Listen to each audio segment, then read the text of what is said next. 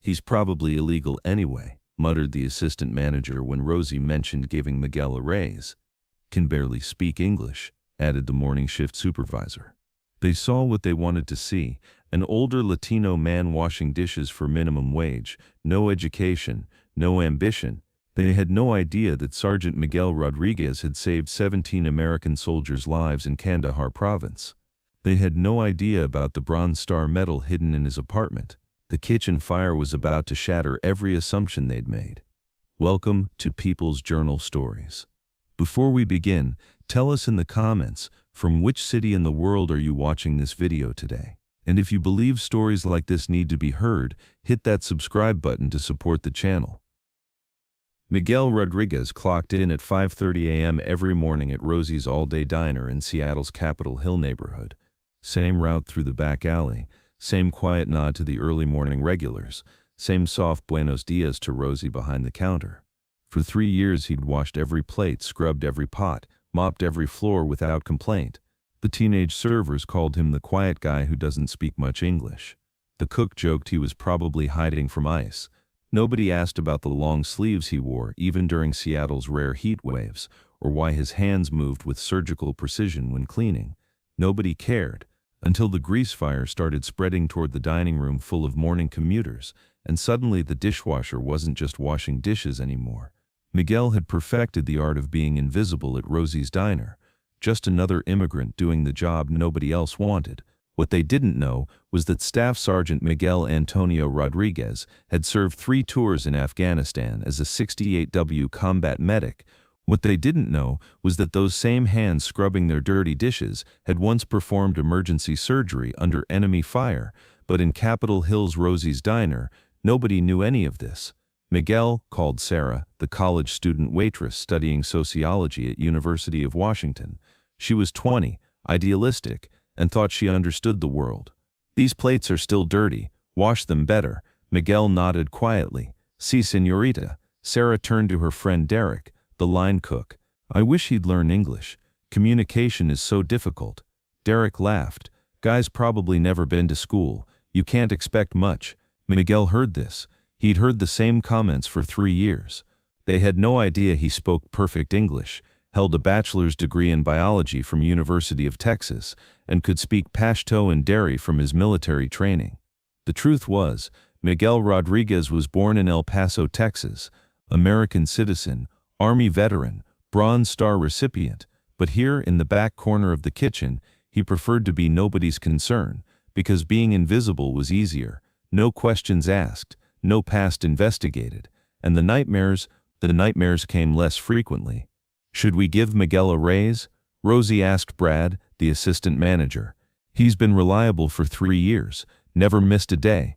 Brad, 35, business school graduate who considered himself destined for bigger things, shook his head. "Rosie, he's probably undocumented. If we start paying him too much, it could raise flags." "What does that have to do with anything? Look, I'm liberal too, but let's be realistic. He barely speaks English, probably has no education. These people get comfortable, they start having expectations." Meanwhile, Derek was having a similar conversation with Janet, the morning shift supervisor. "I wouldn't trust Miguel with anything complex," Derek said. "Last time I asked him to help with inventory, he couldn't handle the numbers." Janet, a mother of 2 in her 40s, nodded knowingly. "It's the education gap. These people just think differently than we do." Miguel heard these conversations but no longer tried to correct them. Once he'd tried to explain, "Actually, I have a bachelor's degree," but Derek thought he was advertising some ESL program and laughed it off, so Miguel stayed quiet. The truth was, in his apartment, carefully hidden in a locked box, were his university diploma, military commendations, and medals: Bronze Star Medal, Combat Medical Badge, Army Commendation Medal, and the one he never talked about, the Purple Heart. But here, nobody knew. Nobody asked about Staff Sergeant Rodriguez. Nobody wondered why he'd come to Seattle, why he'd left the military hospitals, why he'd refused PTSD treatment, because all they saw was a dishwasher who happened to be Latino. That Monday morning started like any other. February cold gripped the Seattle streets. Morning commuters filled the red vinyl booths, reading newspapers over coffee. Sarah operated the espresso machine. Derek prepared waffles. Miguel had arrived on time, tied his apron, started the dishwasher. Everything was routine, until 8:47 a.m., when Derek's carelessness started the fire. "Shit!" Derek yelled as grease flames jumped from the deep fryer. It was small at first. Derek could have grabbed the fire extinguisher, but panic made him choose wrong. He threw water on the grease fire. The flames exploded. Grease splattered, igniting adjacent burners. Smoke began pouring out. "Fire!" Sarah screamed. The kitchen alarm shrieked. Smoke poured into the dining room. Derek froze. Sarah screamed. Janet fumbled with her phone, calling 911. Customers panicked. A mother grabbed her baby and ran for the door. An elderly couple couldn't get up from their table fast enough, and in that moment, Miguel took the fire extinguisher from Derek's hands and spoke in calm, clear, perfect English. "Everyone stay calm. Move toward the exit." It was the first time he'd spoken perfect English in 3 years. Miguel assessed the situation in 30 seconds. "Not electrical. Grease-based fire. Foam extinguisher won't work. Need Class K. Found it under the counter." "Sarah," he commanded, his voice carrying authority that stunned everyone. "Take the elderly couple out first. Derek, shut off the gas main. It's behind the stove." Derek stood frozen. "Now." Miguel's voice held the tone of command. Derek ran. Miguel handled the fire extinguisher professionally, attacking the flames at their source. His movements were trained, systematic, efficient. "Janet, call 911 again. Tell them kitchen fire under control, but we need paramedics," he called out. "Paramedics? Why?" "Because that elderly man is having a heart attack." Miguel was right. The panic and smoke had triggered a cardiac event in 72-year-old Robert Harrison. He'd collapsed on the floor, unconscious. After controlling the fire, Miguel rushed to Robert without hesitation. He checked pulse, breathing, cardiac arrest. Miguel began CPR, 30 compressions, 2 breaths, he counted to himself. His hands positioned perfectly on the chest. Rhythmic, effective, professional. Sarah watched in amazement. "Miguel, how do you know CPR?" Miguel paused but continued. "I used to work at a hospital." A lie, but not entirely. He'd worked in military field hospitals, in Kandahar. 2 minutes later, Robert began breathing. His eyes opened. "Sir, you're okay," Miguel said gently. "Ambulance is coming. Just breathe slowly." Everyone stared at Miguel. He wasn't the quiet dishwasher anymore. He was someone else entirely. When paramedics arrived, Miguel briefed them professionally. Cardiac event triggered by smoke inhalation and stress. Patient stabilized after 2 minutes of CPR. Pulse steady, breathing normal. The paramedic looked at him strangely. "Are you medical personnel?" Miguel hesitated. "No, just first aid training." But the paramedic's eyes showed suspicion. This wasn't first aid. This was professional-level emergency medicine. After the fire department cleared the scene, the staff gathered outside. Brad approached Miguel. "Miguel, where did you learn that?" "Learn what?" "The CPR. The firefighting. You seem to know exactly what to do." Miguel shrugged. "Television. Discovery Channel." Derek laughed nervously. "Come on, man. You don't learn that stuff from TV. Are you a doctor or something?" "No doctor. Just I watch medical shows." Sarah wasn't convinced. "Miguel, you spoke perfect English back there. Why do you pretend you can't?" The question hit Miguel hard. The answer was complicated. "My English not so good," he tried, falling back into his old pattern. "Bullshit," Janet interrupted. "I heard you talking to the paramedic. You used medical terms I don't even know." Miguel felt cornered. 3 years of hiding his identity, and it was crumbling in a single moment. "Look," he said finally, using more natural English, "I just wanted to help. But who are you really?" Rosie asked quietly. That evening, after the diner closed, Rosie asked Miguel to stay. "Miguel, we need to talk." Miguel knew this moment would come. 3 years of hidden identity, shattered in one day. "I think you saved Robert's life today," Rosie said, "and I think you know a lot more about medicine than you're telling us." Miguel remained silent. "I'm not immigration, Miguel. I don't care about papers, but I care about truth. Who are you really?" Miguel thought for a long moment. Then he spoke. "My name is Miguel Rodriguez. I was born in El Paso, Texas. I'm an American citizen." Rosie relaxed. At least he wasn't undocumented. "I served in the army. 3 tours. Afghanistan." "As what?" "Combat medic." Rosie's mouth fell open. Jesus Christ, and you've been washing dishes here for 3 years? Miguel nodded. Why? The answer was complex. PTSD, survivor guilt, difficulty adjusting to civilian life, nightmares, flashbacks, ghosts of dead friends, after war, difficult to adjust. I wanted simple life, no questions. But Miguel, you're wasting your skills. You could work at a hospital, with ambulances, anywhere. I don't want to remember the war. Rosie understood. She'd known similar stories. Vietnam veterans, Iraq veterans, men who came home and hid, working quiet jobs, trying to forget. What happened today, when you saved Robert? You remembered, didn't you? Miguel nodded. In that moment, he was back in Kandahar. After the bomb exploded, friends lying on the ground. Same hands, same movements, same procedures. I'm sorry I lied, he said. You didn't lie, you just survived the way you could. The next day, the diner reopened. Word had spread. Local dishwasher saves customer's life. Even the local paper ran a small story. But the real shock was among the staff.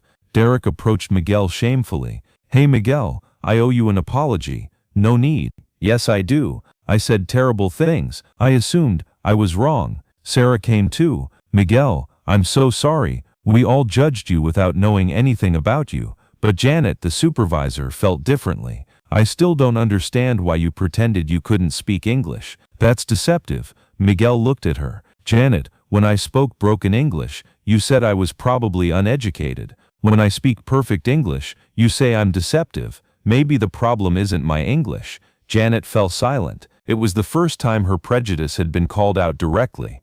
Brad, the assistant manager, had different concerns. Miguel, I need to review your employment documents again. If you lied about your background, maybe you lied about other things. My documents are real. My social security number is real. I'm an American citizen and Army veteran. Then why hide it? Because I wanted to be left alone. Local TV wanted to do a story. Local hero saves life. Miguel refused. I don't want interviews.